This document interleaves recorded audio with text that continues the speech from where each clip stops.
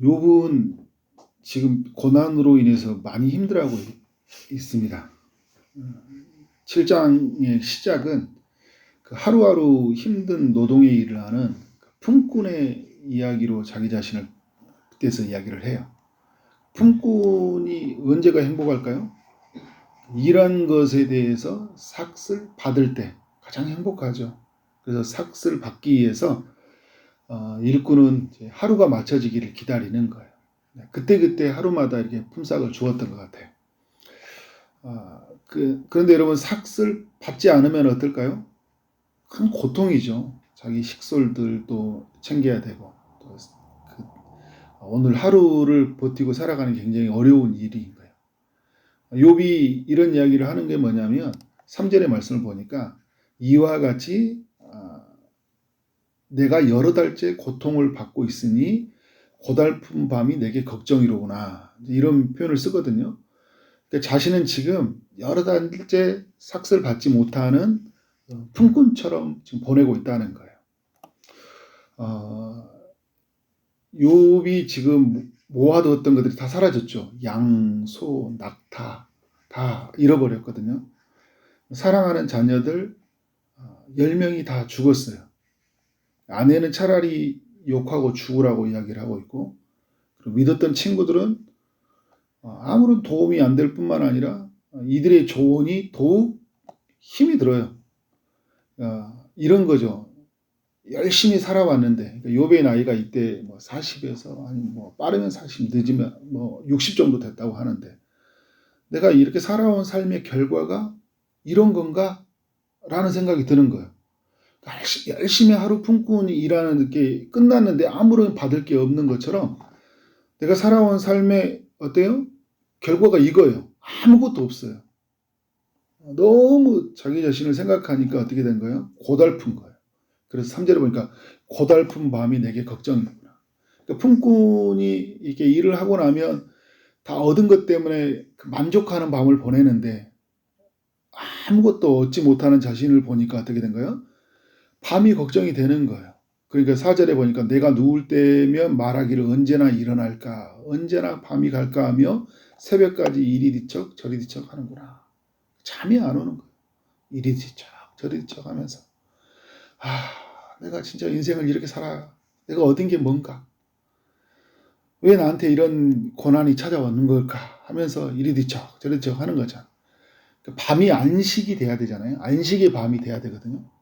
고달픈 밤이 되고 있는 거예요. 뒤척이는 밤이 되고 있는 거죠.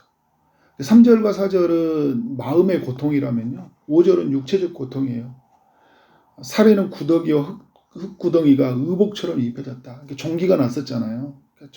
종기가 났는데 구더기처럼 돼 있는 거예요. 흙구덩이처럼 막 엄청 몸이 더럽혀지고 가렵고, 그리고 피부는 굳어져 있고 터져서 너무 힘든 거예요.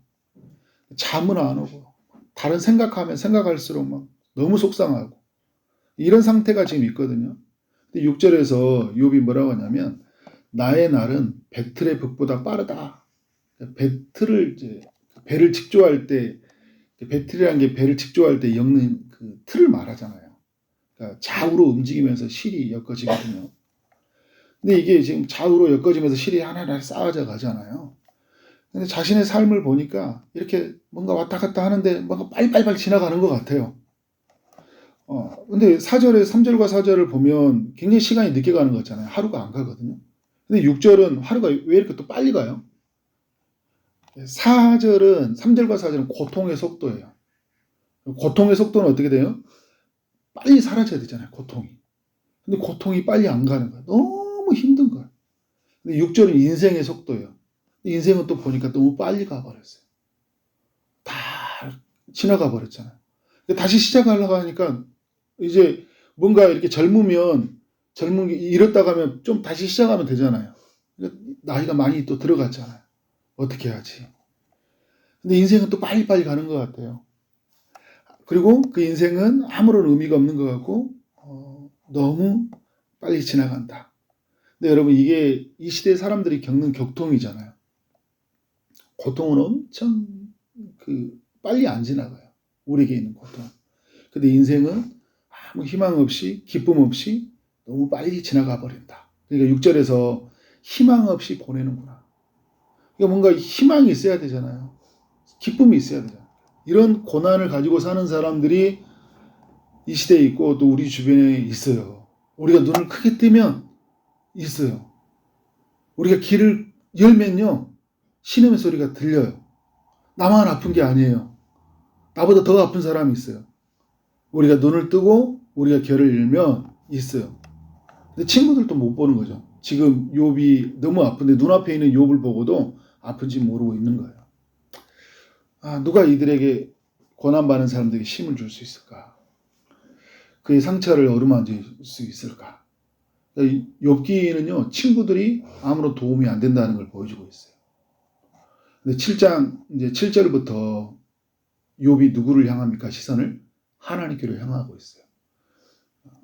하나님만이 욥이 부르짖을 수 있는 대상인 거죠.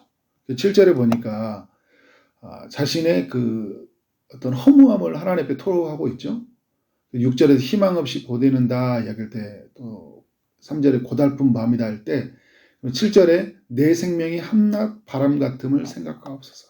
바람처럼 휙 하고 지나가 버린다는 거예요. 굉장히 허무한 인생이라는 거예요. 그런데 이 허무한 인생 속에 욥이 힘든 게 뭐냐면 나의 눈이 다시는 행복을 보지 못할 거라는 거예요. 앞으로 나는 내게 지금까지 일어났던 일들, 자녀들, 또 함께 있었던 일들, 그리고 그렇게 많은 소유를 가졌던 일들이 내게 다시는 일어나지 않을 거다. 굉장히 비관적인 기도를 하고 있는 거잖아요. 그래서 이 말씀에 보면 7절에도 그렇고 나를 본 자의 눈이 다시는 나를 보지 못할 것이고, 그러니까 자신에게 있었던 일들을 이전에 사람들이 많이 봤죠. 욥이 존경받고 많은 부를 가지고 행복한 모습을 봤다는 거예요. 그런 사람들이 나의 모습을 다시는 보지 못할 것 같다.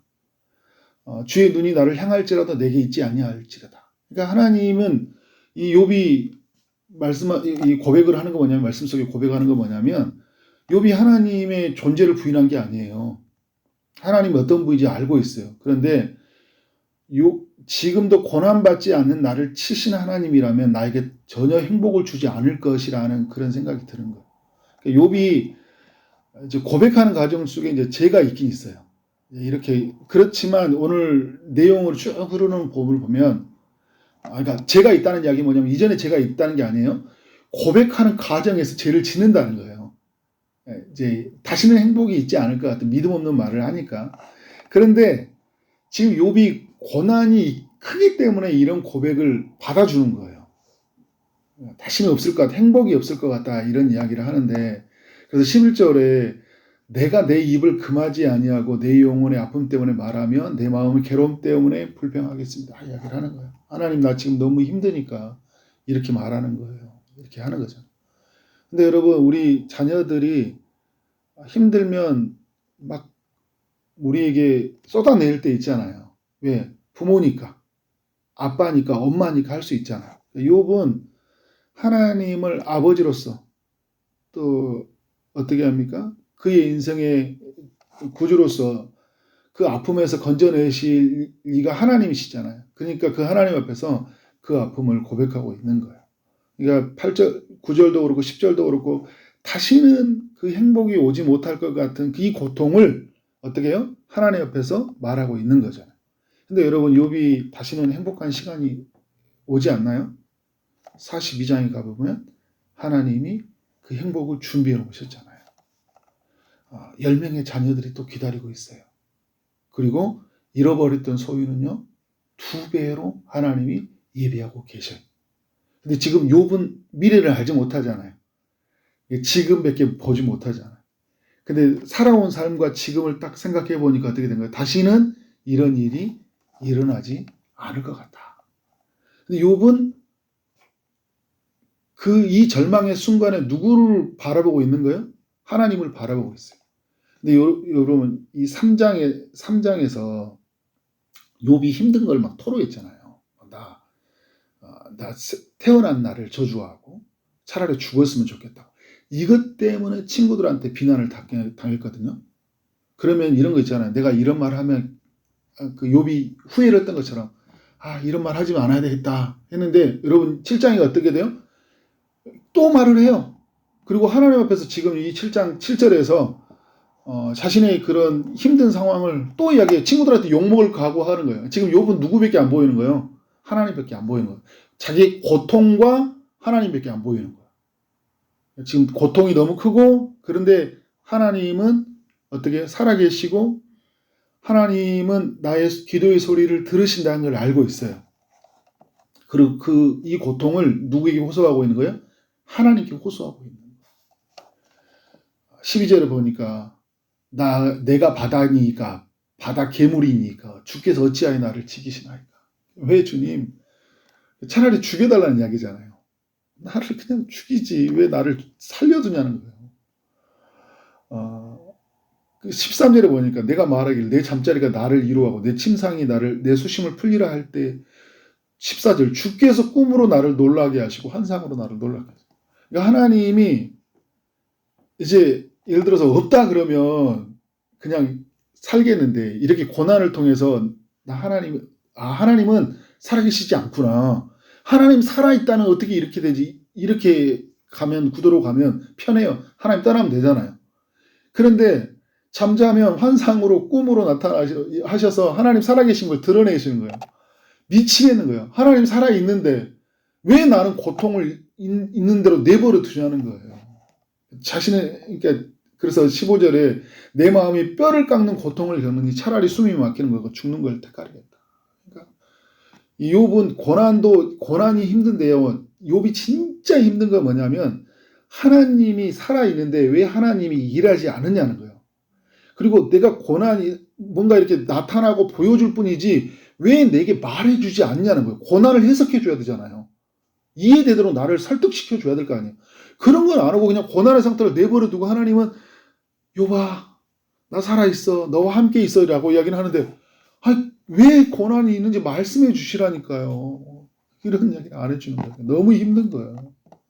여러분 욥기의 42장까지 흘러가는 이야기 속에요. 욥은 왜 내 걸 빼앗아갔습니까? 이런 기도는 안 해요. 하나님 앞에서 계속 호소해요. 왜 이 고통을 허락하셨습니까? 욥은 1장에 고백했던 것처럼 주신 이도 여호와요 취하신 이도 여호와시다. 그러니까 나는 알몸으로 왔으니까 하나님이 가져간 건 맞다는 거예요. 그런데 왜 가져갔냐는 거예요. 왜 가져갔냐는 거예요. 그걸 말하는 거예요. 그러니까 잃어버린 것 때문에 그러니까 욥의 믿음이 우리가 참 본받아야 될 부분이 이런 거예요. 우리는 여러분 잃어버린 것 때문에 굉장히 고통을 갖잖아요. 근데 하나님은 욥은 왜 하나님이 내 걸 다시 가져갔냐는 거예요. 주신 걸 왜 가져갔냐. 이게 굉장히 힘든 거거든요. 그러니까 답을 안 주니까 숨이 막히고 너무 힘든 거예요. 뼈를 깎는 고통인 거예요. 그래서 죽는 게 나을 것 같아요. 차라리. 그래서 이제 고백을 하는데 16절에 나를 놓으소서 그렇게 하잖아요. 내 날은 헛것입니다. 놓아달라는 거예요. 하나님이 생명을 붙들고 있다는 거 알죠? 그래서 여러분 우리가 절대 우리 생명을 놓으면 안 되는 거예요. 하나님의 생명을 우리가 가져가야지 가는 거잖아요. 고통이 찾아온다고 해서 절대 죽는다라는 생각을 하면 안 돼요. 죽여달라는 말은 잘못된 건 아니에요. 힘드니까 욥을 보면 죽여달라고 하잖아요. 근데 이 생명이 누구에게 있다는 거예요? 하나님에게 있다는 거예요. 하나님이 내 생명을 거두어달라고 이야기하는 거예요. 내가 의도적으로 끊으면 큰일 나는 거예요, 여러분. 오늘 이제 그러면서 하나님이 어떤 분인지 계속 이야기를 해요. 17절에서 이야기하면서 하나님이 크게 만드시고 그에게 마음을 두시는 분이시다. 그리고 18절에 아침마다 권징하며 순간순간마다 단련하신 분이시다. 그리고 19절에 욥에게 눈을 돌이키지 않고 침을 삼킬 동안도 욥을 끝까지 놓지 않으신다. 침을 삼키는 그 순간도 하나님이 함께 하신다는 걸 욥이 인정하거든요. 욥이 하나님을 불신하는 것도 아니잖아요. 그리고 하나님을 욕하는 것도 아니에요. 그러니까 1장에서 나는 범죄치 아니하였다 이야기했잖아요. 근데 욥의 아내가 욥으로 하여금 욕하라고 이야기했잖아요. 그런데 욥은 어떻게 돼요? 하나님이 욕하지 않아요. 하나님 존재를 인정해요. 그런데 왜 나에게 고난을 주셨는지 그것을 말씀해 달라는 거죠. 그것을 말씀하지 않으니까 나는 너무 힘들다는 거예요. 그래서 21절에 혹시 죄가 있으면 무슨 죄인지 말하고 있잖아요. 내가 무슨 해가 되오리고. 만약에 이런 이야기예요. 하나님, 내가 죄를 이제 그걸 이야기해보면 자기는 죄를 짓지 않았는데 내가 죄를 지었다면 그게 하나님 앞에 또 뭐가 해가 된다는 거예요. 그러니까 죄가 지었다는 것도 말씀도 안 해줬고, 그러면 내가 죄를 설령 지었다고 해서 이 정도까지 내가 왜 해야 되는 거야? 계속 질문하는 거잖아요. 그러니까 지금 이 욥은 하나님과 계속 씨름하고 있는 거예요. 그래서 우리에게 여러분 필요한 건 뭐냐면 이 하나님과 씨름의 고통 속에 씨름하는 과정이 필요한 거예요. 야곱이 야복나루에서 하나님과 씨름하듯이 이 욥도 어떻게 하고 있어요? 이 밤에 하나님과 씨름하고 있는 거예요. 고통에 호소하면서. 성도의 삶 안에서 이런 하나님과 씨름하는 현장이 필요하다. 고통에만 매몰되어 있으면 안 돼요. 우리 시선을 향해서 하나님께 나아가야 돼요. 왜인지 모르지만 그 이유를 아시는 하나님과 씨름하는 과정이 있다. 그때 언제 하나님을 만나게 됩니까? 38장에서 나타나셔서 말씀하신 하나님을 만나는 거예요. 이런 이야기가 우리에게 있기를 주의 이름으로 축원합니다. 또 고통 속에 있는 사람들 위해서 우리가 할 수 있는 건 뭘까요? 그가 하나님을 바라볼 수 있도록 기도하는 거예요. 섣부른 조언을 해주는 게 아니라 그가 하나님을 만나도록 계속 기도해 주는 거예요. 그런 기도가 우리 있기를 원합니다. 기도하도록 하겠습니다. 하나님 아버지, 욥기서의 말씀을 한 주 동안 또 묵상하고 나누고 또 우리에게 주시는 그 은혜를 기억하면서 기도하게 하시니 감사합니다.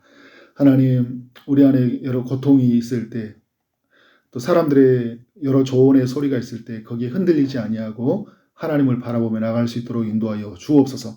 우리의 고통을 하나님께 호소하며 나가게 하여 주시고 또 그 뜻을 하나님에게서 찾게 하여 주옵소서. 주님, 또 우리 주변에 고난받는 사람들 위해서 더욱 기도하게 하여 주옵소서.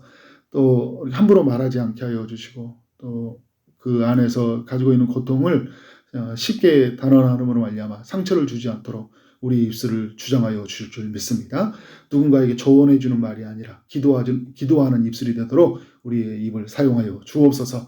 취업을 준비하고 결혼을 준비하고 임신을 준비하는 이들이 있습니다. 출산을 준비하고 또 시험을 준비하는 이들이 있습니다. 주님께서 은혜 주시고 지혜를 허락하여 주옵소서. 오늘 하루 만나는 모든 사람들에게 주의 사랑이 흘러가길 원합니다. 주여 우리를 사용하여 주옵소서. 예수 그리스도 이름으로 기도를 쌓옵나이다. 아멘.